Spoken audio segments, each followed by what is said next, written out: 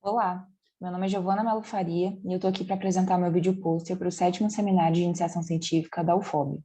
Junto comigo fazem parte da minha equipe Felipe Afonso de Andrade Baqueiro e Joana Lara Castelo Rodrigues, ambos voluntários. A nossa orientadora foi a professora Juliana Joana Carvalho de Moraes, de Campos Baldi.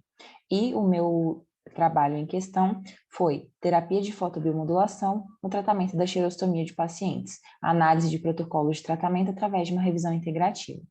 Falando-se da xerostomia, temos que ela é uma alteração quantitativa e qualitativa da saliva, o que significa que não necessariamente precisa haver uma alteração qualitativa, ou seja, da quantidade de saliva. Também pode-se ter apenas uma alteração quantitativa, ou seja, na sua composição. E por isso, xerostomia e hipossalivação não são sinônimos, tendo em vista que a hipossalivação tem obrigatoriamente a ver com a diminuição da quantidade de saliva produzida. A xerostomia em si é uma sensação de boca seca que o paciente tem, e ela pode ter diversas etiologias, e algumas das mais comuns são doenças sistêmicas, o uso de drogas para tratamento de doenças crônicas, como por exemplo os antihipertensivos, estresse e a mais comum de todas, que é a radioterapia, sobretudo no tratamento de câncer de cabeça e pescoço. Em consequência a essa xerostomia, podem surgir diversos quadros no paciente, como por exemplo a disgeusia, a disfagia, alterações na fonação, na mastigação e na deglutição. E tudo isso culmina num impacto super negativo na qualidade de vida desse paciente, porque gera um incômodo e um desconforto gigantescos. E por isso é muito importante a gente sempre estar pesquisando e buscando novas alternativas terapêuticas para esse quadro. Uma alternativa que tem se mostrado bastante promissora nos últimos anos é a fotobiomodulação. Através dela, a energia luminosa é convertida em energia útil para as células, possibilitando a geração de efeitos citoprotetores, como, por exemplo, a regeneração tecidual e a analgesia também. Sendo assim, o presente trabalho se propõe a responder a seguinte questão norteadora: qual seria o protocolo de fotobiomodulação mais eficaz para o tratamento da xerostomia? Foi feita uma revisão integrativa, realizada com artigos publicados nas bases de dados PubMed, Lilacs, Medline, EBSCOhost, Scopus, Web of Science, ScienceDirect, Cochrane, BIREM e Cielo. Esses artigos precisavam ter sido publicados nos últimos 10 anos, ou seja, entre 2010 e 2020, na língua inglesa, portuguesa e ou espanhola, e que versassem sobre o tema do trabalho. Esses estudos foram identificados de acordo com os descritores selecionados tanto no MESH quanto no DEX, e foram feitas as buscas utilizando as ferramentas de busca avançada de cada uma dessas plataformas.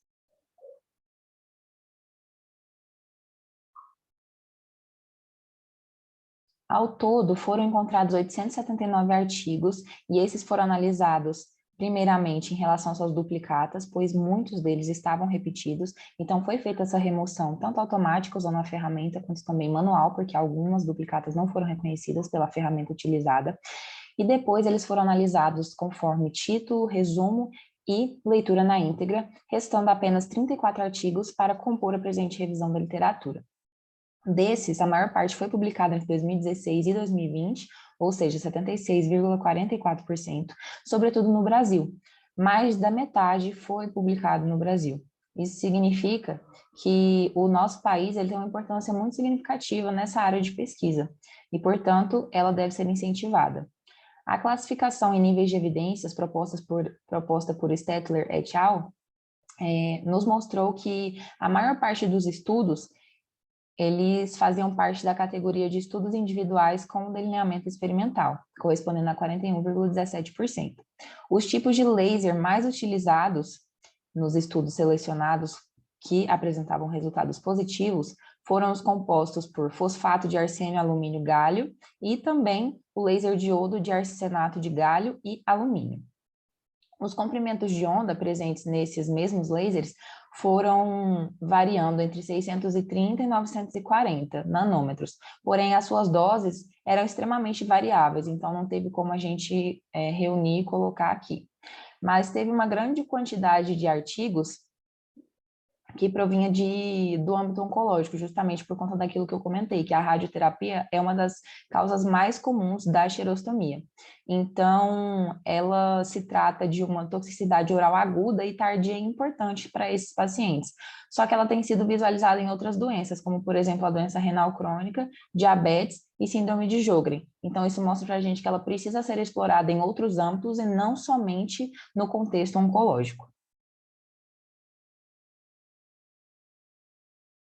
De forma geral, não foi possível encontrar alguns parâmetros em comum realmente entre todos os autores selecionados para a presente revisão. Mas apesar desses parâmetros de aplicação estarem bem divergentes ao longo desses estudos, a maioria dos autores concorda que a fotobiomodulação é uma alternativa terapêutica eficiente no tratamento da xerostomia e muito promissora por sinal.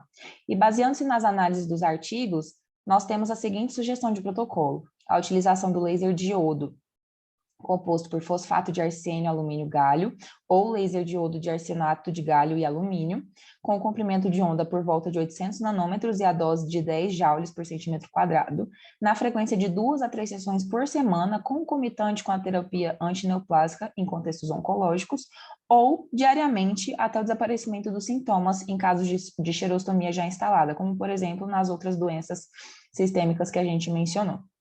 Esse protocolo ele vai propiciar a possibilidade de aplicar e verificar a sua eficiência na prevenção e o manejo da xerostomia em estudos posteriores, tanto no contexto oncológico quanto em outras doenças de base, impactando diretamente a qualidade de vida dos pacientes.